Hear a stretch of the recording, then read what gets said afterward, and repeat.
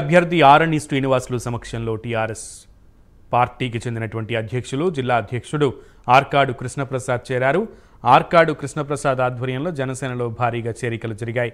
100 మంది కార్యకర్తలతో పార్టీలో చేరిన ఆర్కాడు కృష్ణప్రసాద్ మాట్లాడుతూ తిరుపతిలో అభినయ్ అనే వైరస్ విజృంభిస్తుంది. కరోనా కన్నా అభినయ్ అనే వైరస్ చాలా ప్రమాదకరమైనదని, దాన్ని గాజు గ్లాస్తో అణిచివేసి అంతమొందిస్తామన్నారు.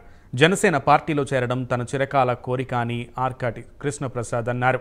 అలాగే రాష్ట్రంలో ఎన్డీఏ కూటమేనని, తిరుపతి అభివృద్ధి చెందాలంటే జనసేన అభ్యర్థిగా ఉన్న తనను గెలిపించామని ఆర్డి శ్రీనివాసులు కోరారు.